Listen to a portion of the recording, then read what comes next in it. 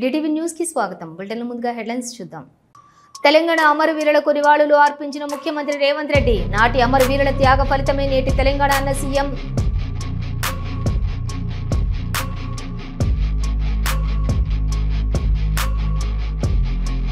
ఈనాడు మనం అనుభవిస్తున్న స్వేచ్ఛ వాయువుల తెలంగాణ అమరవీరుల త్యాగ ఫలితమే. మాజీ మంత్రి కేటీఆర్.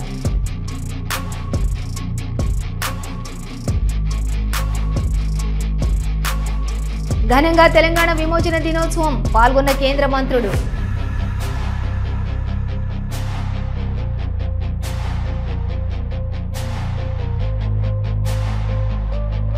గన్ పార్క్ లోని తెలంగాణ అమరవీరుల స్మారక స్తూపం ముఖ్యమంత్రి రేవంత్ రెడ్డి తెలంగాణ అమరవీరులకు నివాళులర్పించారు.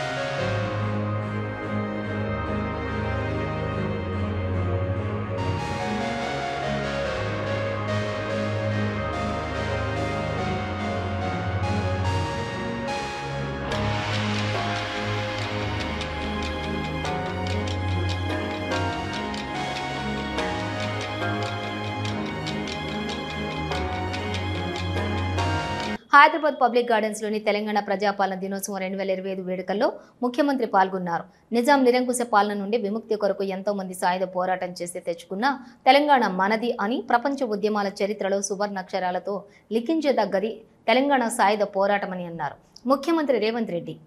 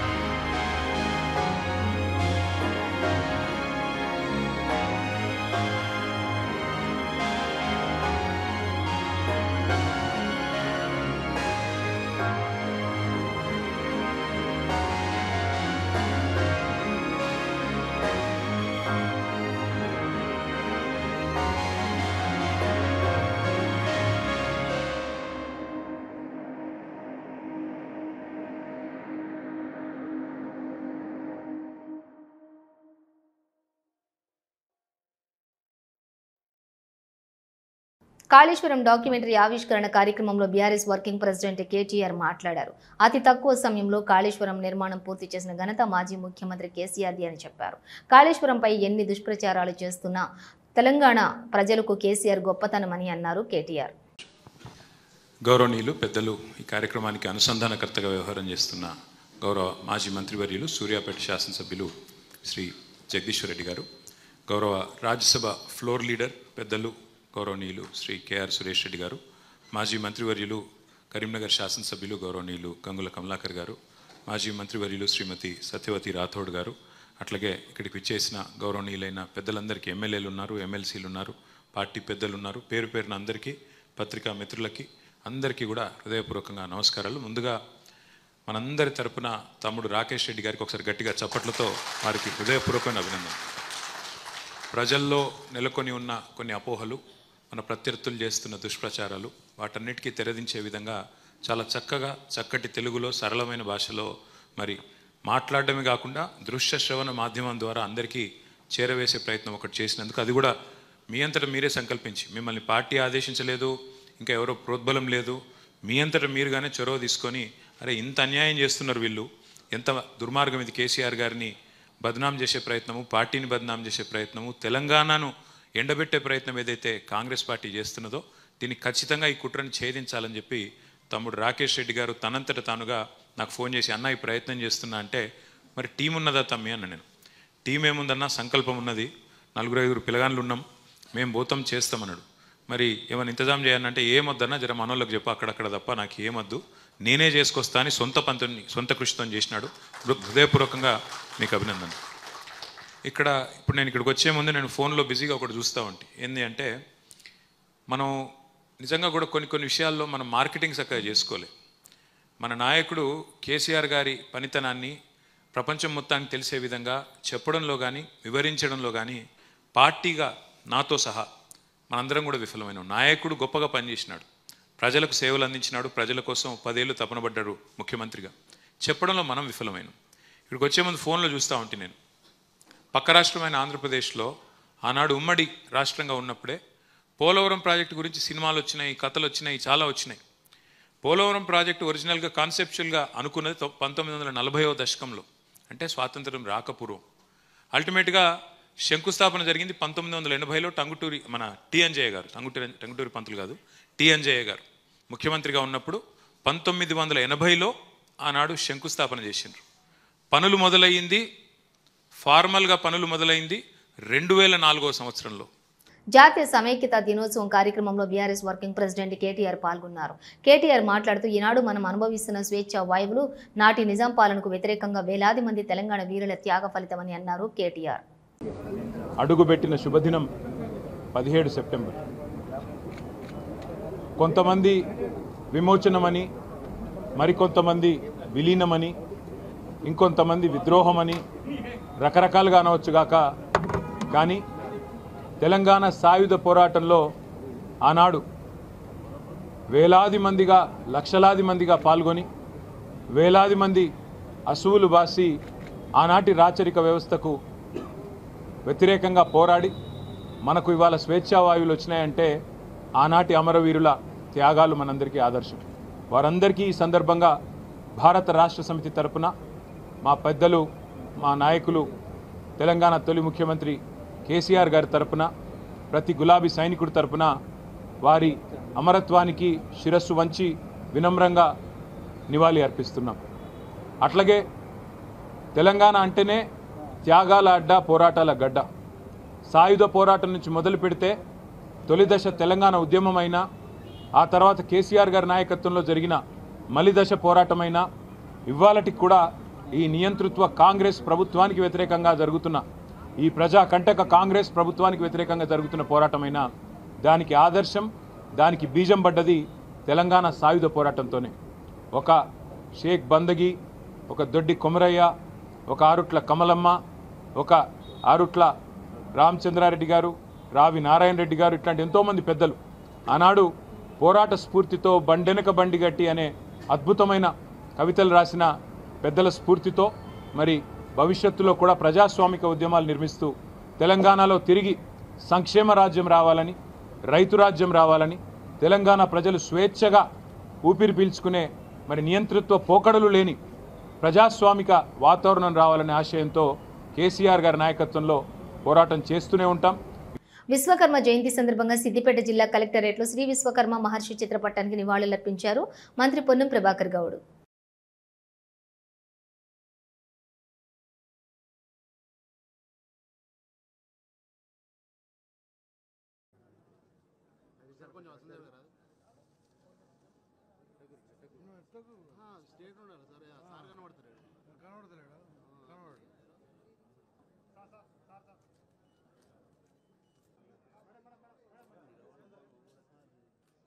ఫెడరల్ స్ఫూర్తికి వ్యతిరేకంగా కేంద్రం చేస్తున్న కార్యక్రమాలను కాంగ్రెస్ ప్రభుత్వం ఎందుకు వ్యతిరేకించడం లేదని ప్రశ్నించారు కల్వకుంట్ల కవిత. నిజానికి అనతి నిజాం నవాబ్ తెలంగాణను ఇండియాలో కలపడానికి అంగీకరించినప్పటికీ అప్పటి కాంగ్రెస్ సైన్యంతో వచ్చి స్వాధీనపరుచుకున్నది అని వివరించారు కవిత.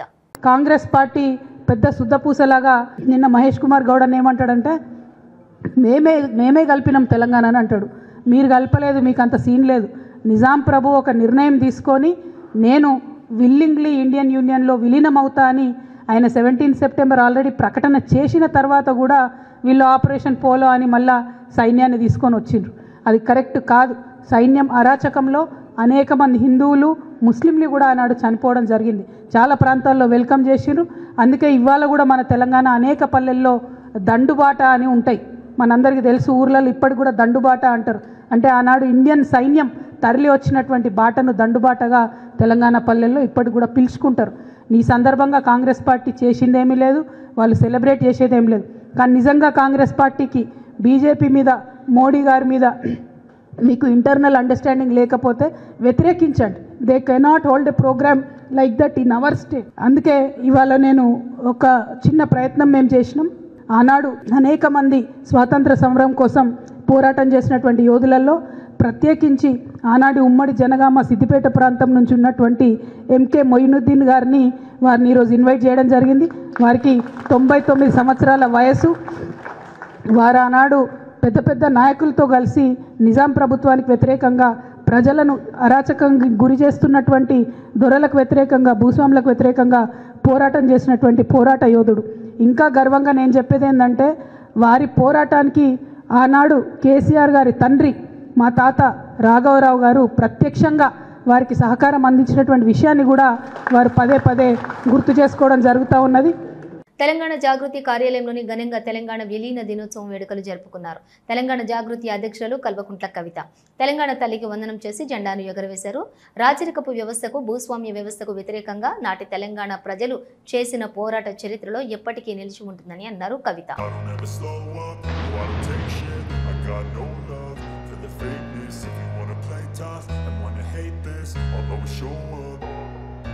I don't ever slow up, no I don't take shit. I got no love for the fakeness. If you wanna play tough and wanna hate this, I'll always show up and make a statement. I don't ever slow up, no I don't take shit. I got no love for the fakeness. If you wanna play tough and wanna hate this, I'll always show up and make a statement. Everything I do so instinctive and so passionate. Every word I move so descriptive like an adjective. I got a vendetta against people who patented being negative when you should be getting after it. I got facts.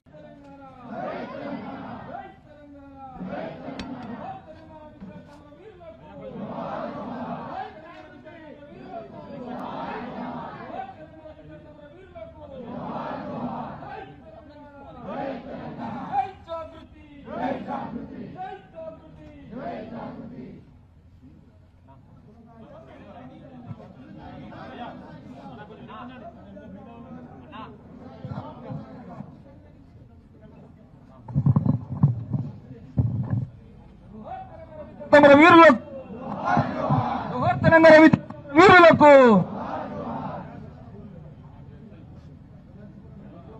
Telangana అమర వీరులకు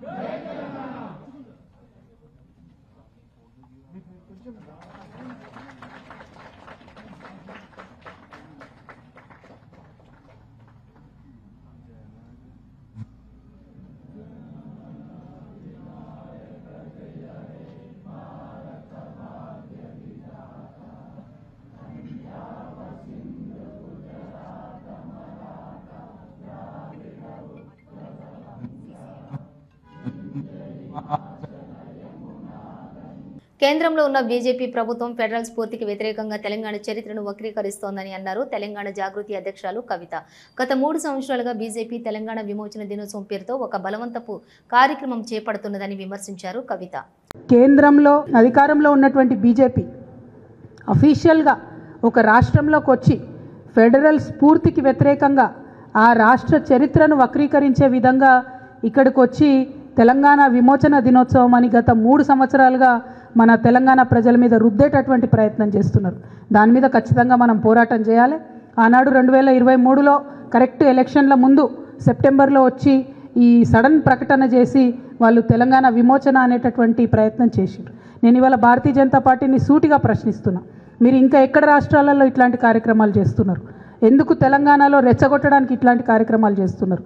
వేరే ఏదైనా రాష్ట్రాలలో పోయి ఆ రాష్ట్ర చరిత్రను వక్రీకరించడానికి ఇటువంటి కార్యక్రమాలు చేస్తున్నారా అని చెప్పి నేను సూటిగా ప్రశ్నిస్తున్నా. మరి 2 సంవత్సరాల నుంచి ఈ కార్యక్రమాలు జరుగుతుంటే కనీసం రాష్ట్ర ప్రభుత్వం ఒక లేఖ కూడా ఎందుకు రాయలేదని ఈ సందర్భంగా నేను ప్రశ్నిస్తున్నా. విశ్వకర్మ జయంతి సందర్భంగా గజ్వేల్ నియోజకవర్గం పల్లెపహాడ R&R కాలనీలోని నిర్వహించిన శ్రీ విరాట విశ్వకర్మ యజ్ఞ మహోత్సవం కార్యక్రమానికి హాజరై పూజా కార్యక్రమంలో పాల్గొన్నారు మాజీ మంత్రి సిద్దిపేట ఎమ్మెల్యే హరీష్ రావు.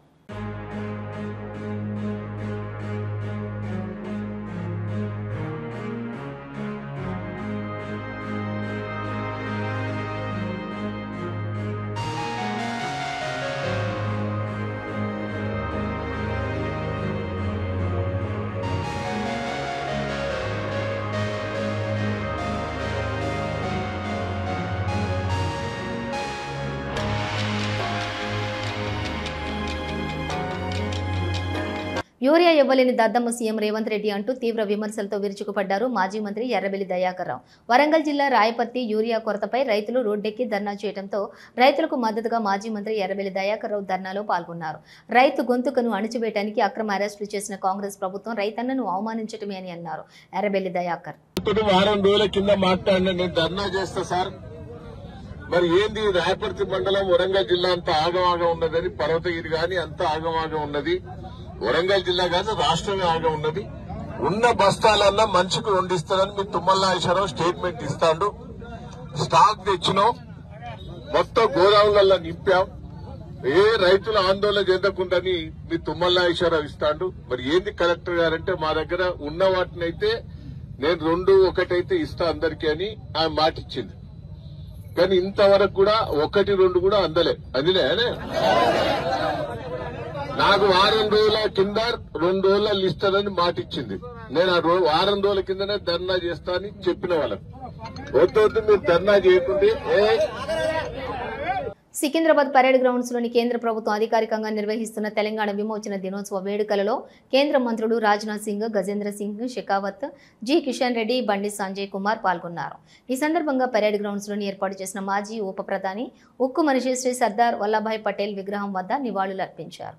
మనందరికీ తెలుసు, దేశానికి స్వాతంత్ర్యం 15 ఆగస్ట్ 1947 లో వస్తే 399 రోజుల తర్వాత తెలంగాణ రాష్ట్రానికి స్వాతంత్ర్యం వచ్చిన విషయం మనందరికి తెలిసిన విషయమే. జలియన్ వాలాబాగ్ ఘటనను ప్రపంచ వ్యాప్తంగా చూపెట్టిన చరిత్రకారులు ఇవాళ తెలంగాణ రాష్ట్రంలో అనేక జలియన్ వాలాబాగులు ఇలా గుండ్రాంపల్లి గాని, వీర బైరాన్పల్లి గాని, 1000 ఊడల మరి గాని, పర్కార్ సంఘటన గాని, ఇట్లా తెలంగాణ రాష్ట్రంలో ప్రతి గ్రామంలో నిజాం నిరంకుశ పాలనను భరించినటువంటి సందర్భం ఉంది. ఇవాళ ప్రతి గ్రామం కూడా నిజాం నిరంకుశ పాలనను ఎదిరించిన సందర్భం కూడా ఉన్నప్పుడు కూడా ఇవాళ జలియన్ వాలాబాగ్ను చరిత్రకు చూపెట్టి ప్రపంచాన్ని చూపెట్టి తప్ప ఇవాళ తెలంగాణ చరిత్రను, తెలంగాణలో జరుగుతున్న అకృత్యాలను, ఈ వీర పోరాటాలను ప్రపంచానికి చూపించకపోవడం నిజంగా దారుణమైన విషయం. ఇవాళ ఈ విశాఖలో జరిగిన స్వస్థ నారీ సశక్త పరివార అభియాన్ కార్యక్రమంలో పాల్గొన్నారు ముఖ్యమంత్రి Chandrababu Naidu.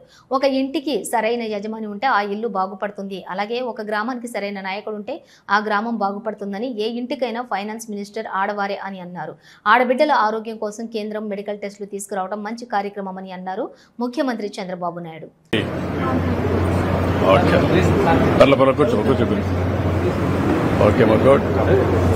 Medical officer, gynaecologist. Medical officer ఎక్కడమ్మా మీరు?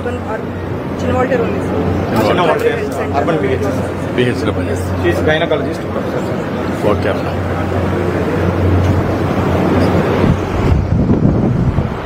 ఈసారి మనము క్యాన్సర్ స్క్రీనింగ్ మీద ఎక్కువ ఫోకస్ చేస్తామని చెప్పేసి అనుకున్నాం సార్. నాన్ కమ్యూనికబుల్ డిసీజ్ స్క్రీనింగ్లో 4th ఇప్పుడు దాకా 3 ఫేజ్ చేశాం సార్. 3 ఫేజ్ దాదాపు 3 crore పీపుల్ దాకా చేశాం సార్. ఈ రోజు నుంచి 4th ఫేజ్ కూడా స్టార్ట్ చేస్తాం సార్ మీ చేతుల మీద. అది ఓన్లీ క్యాన్సర్ ఇరాస్ చేస్తాం సార్. ఈసారి క్యాన్సర్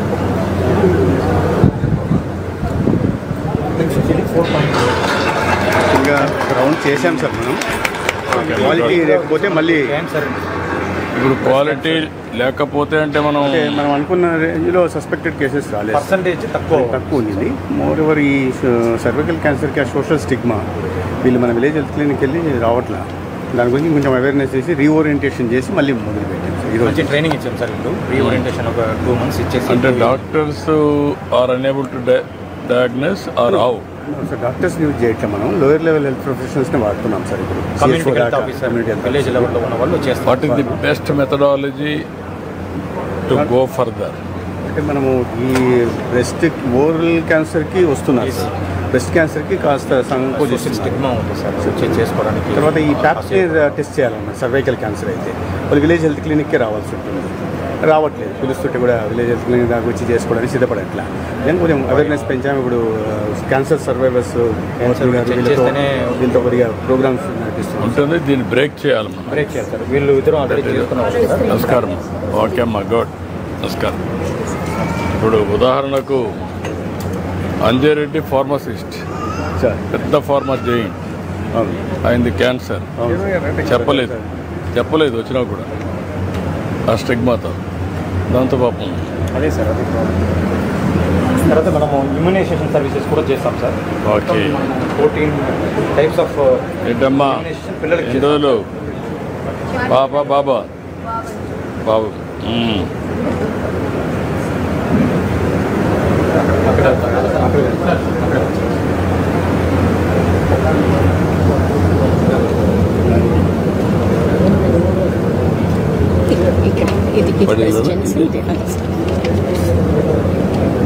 ఒకనాడు నందమూరి తారక రామారావును గద్దెదించి తనకు తానుగా తెలుగుదేశం అధ్యక్షుడిగా ప్రకటించుకున్న వ్యక్తి ఎన్టీఆర్కు భారతరత్న ఇస్తామని కేంద్రం తెలిపితే అడ్డుకున్న వ్యక్తి చంద్రబాబు నాయుడు అంటూ విమర్శించారు లక్ష్మీ పార్వతి.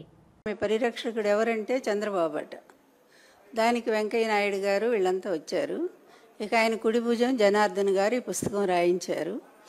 దాంట్లో వక్తలంతా కూడా చాలా గొప్పగా పొగుడుతూ రాశారు. ఎన్టీఆర్ గారు ఒక గొప్ప విశ్వపురుషుడని, అదేవిధంగా చరిత్ర సృష్టించిన మహానుభావుడని, ఇదంతా ఓకే, బాగానే ఉంది. కానీ వీళ్ళు అదే పుస్తకాన్ని కంటిన్యూ చేస్తూ 94 ప్రజాస్వామ్య పరిరక్షణ అనే పేరుతో ప్రజాస్వామ్య విధ్వంసం అనే పేరుతో పుస్తకం రాస్తే బాగుంటుంది అనేది నా అభిప్రాయం తెలియజేస్తూ ఉన్నాను నేను. ఎందుకంటే ఇది మేము ఊరికే చంద్రబాబు మీద కోపంతో చెప్పే మాటలు కాదు కదా. చంద్రబాబు నాయుడు మీద ఎన్టీఆర్ గారు ధ్వజమెత్తినటువంటి తీరు, ప్రజాస్వామ్యాన్ని చంద్రబాబు నాయుడు ఎంత పరిహాసం చేశాడో 94 తర్వాత, అంటే 95లో. అదేవిధంగా ఎవరైతే ఈ తెలుగుదేశం పార్టీ వ్యవస్థాపక అధ్యక్షుడు ఆయనే 26వ తారీఖున, ఆగస్టు 26వ తారీఖున మరి పార్టీ అధ్యక్ష పదవి నుంచి స్వయంగా చంద్రబాబు నాయుడు గారు తొలగించి మరి ఆయనే అధ్యక్షుడిగా అనౌన్స్ చేసుకున్నటువంటి ఆ చరిత్ర కూడా వీళ్ళు రాస్తే చాలా బాగుంటుంది, కంటిన్యూగా బాగుంటుంది. అయ్యా బాబు, రచయితకి నేను చెప్తా ఉన్నాను, అలాగే జనార్దన్ గారికి కూడా చెప్తా ఉన్నాను. ఇవి బులెటిన్ విశేషాలు. మరో బులెటిన్తో మళ్ళీ కలుద్దాం. అంతవరకు చూస్తూనే ఉండండి న్యూస్.